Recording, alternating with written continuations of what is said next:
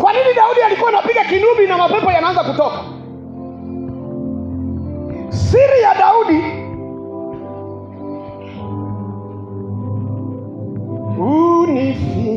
unifinyane, nifinyane, unifinyane, nifinyane. Haya ni maombi yangu,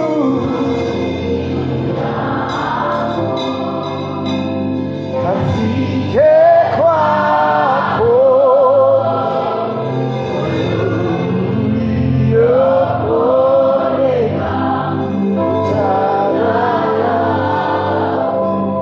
ni kiu yangu, kiu yangu, ni haja yangu, nifanane nawe, nifanane nawe.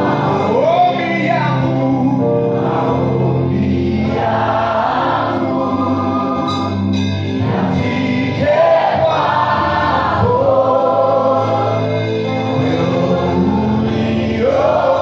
uliokoleka utawala. Kiu yangu, mimi hiyo ndio namaanisha kutoka moyoni mwangu. Hiyo ndio kiu yangu, nifanane nawe, nifanane. Nataka niwaambie siri ya Daudi. Kwa nini Daudi alikuwa anapiga chombo alafu kimwachilia nguvu ya Mungu? Ni kwa sababu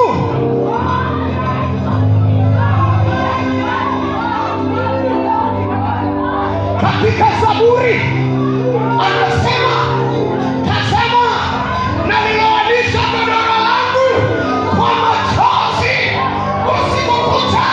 Maana yake wakati wengine wanakohoa, wakati wengine wanaomba ndogo za kukimbizwa, yeye alikuwa anaweza Bwana, anaweza uwezo wa Bwana, anamwaga machozi, anamwaga machozi mpaka godoro linaloelea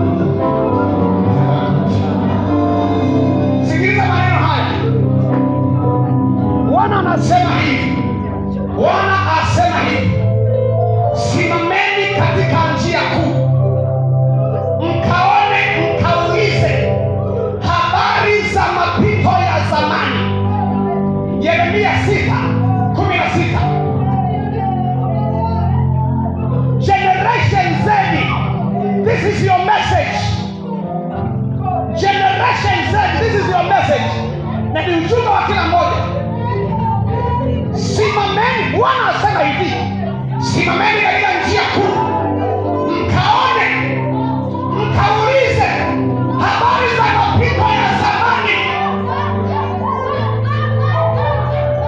Washirika wa Kasulu, jimbo la Kasulu, nendeni kwenye historia.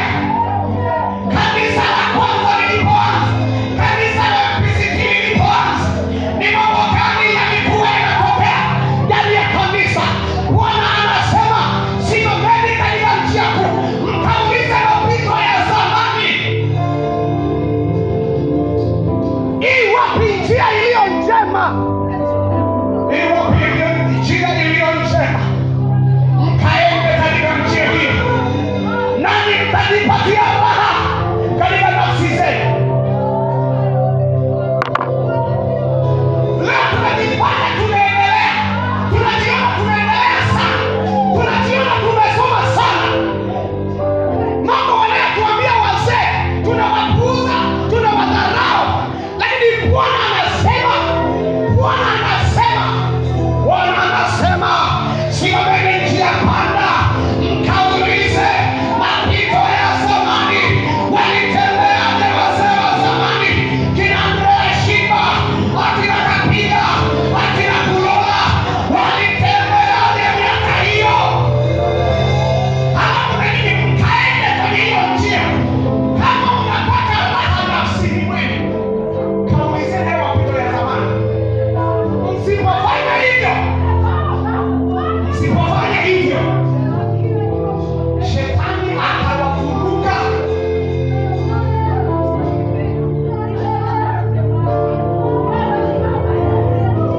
Yesu Kristo.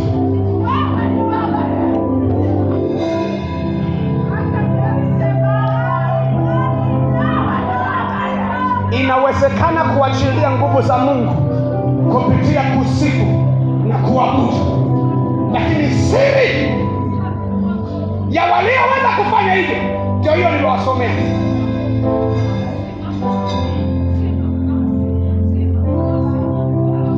Uimbaji, nimewaambia, sio burudani wa kanisani, sio burudani. Uimbaji wa kanisani unahusisha kupambana na ngome za giza na kuzisambaratisha na kupambana na majeshi ya pepo wabaya ambayo yamewafunga watu.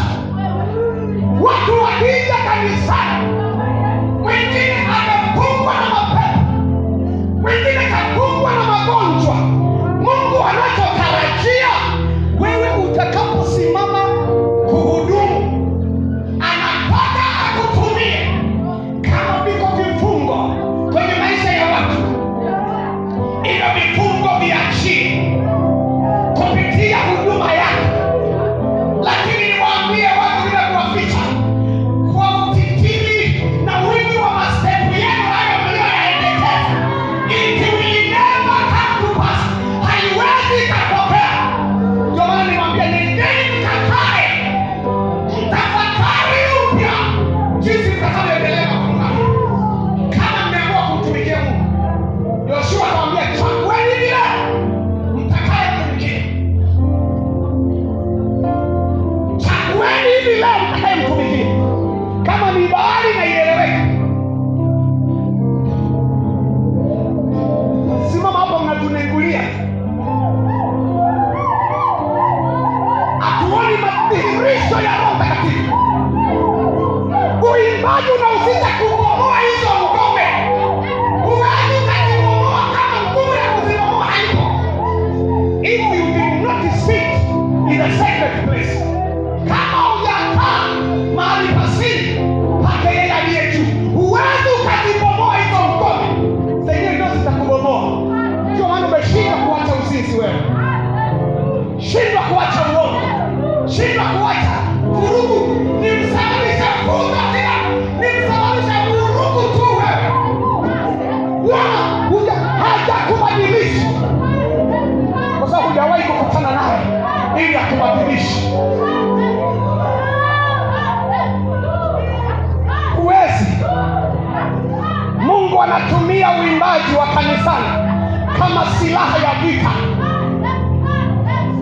nitakuja kuieleza zaidi nitakapokuwa naeleza nguvu iliyoko katika uimbaji. Uimbaji wa kanisani unahusisha kuvunja minyororo na kufungua vifungo na magereza ambayo watu wamefungwa. Kama huamini, kasome habari za Paulo na Sila walipokuwa gerezani baada ya kufungwa minyororo, wakatiwa gerezani chumba cha ndani. Maandiko yanasema wakaanza maombi, kukawa kimya. Mwishowe Roho Mtakatifu usiku ulipoendelea akawashtua, mkitaka mkomboe hapa, anzeni kusifu na kuabudu.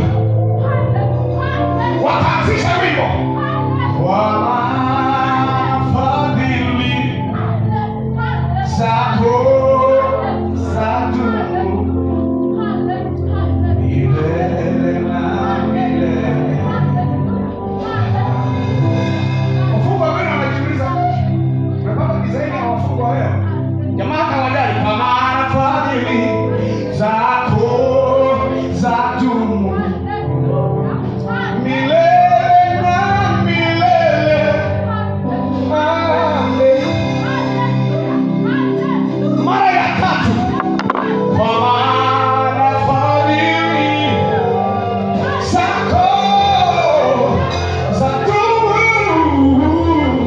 milele na milele. Ghafla misingi ya gereza ikaanza kutikisika. Misingi ya gereza ikaanza kutikisika. Na ndiyo maana iliyokuwa kwenye mikono na Sila ikayeyuka yenyewe.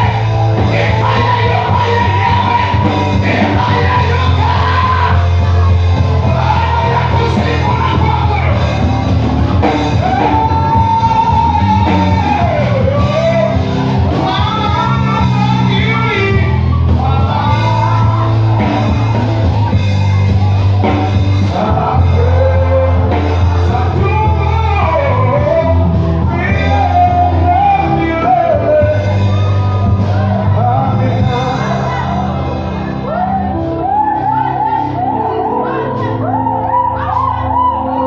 uimbaji unahusika kufungua mbingu na kuleta upenyo wa kiroho eneo unapofanyika. Uimbaji unahusika, ile nguvu ikiachiliwa, mbingu zinafunguka na kunatokea upenyo wa kiroho, kiasi kwamba inakuwa rahisi Mungu kuwahudumia watu wake kwa njia ya kuwafungua kwenye minyororo na vifungo kwenye maisha yao. Na ndio maana unakuta mtu anakuja anasema, nilikuwa nasikia hiki na hiki, nimeingia hapa kanisani, kabla nimejisikia nimefunguliwa. Kwa nini? Baada ya waimbaji kuimba, wakaachilia vitu na vimaanga, hali ya hewa inabadilika, uponyaji unakuwepo.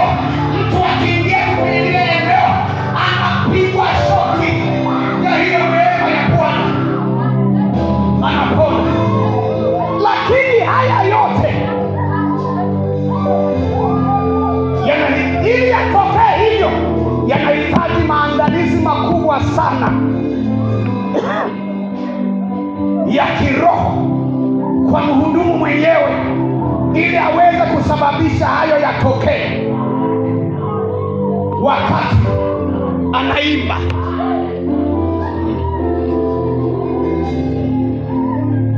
Maelezo haya yako kwenye ukurasa wa 29.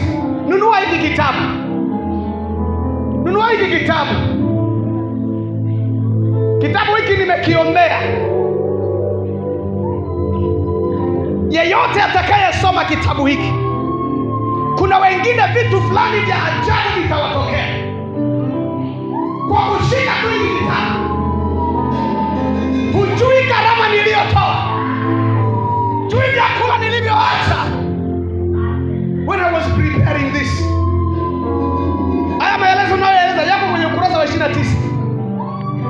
28, 29.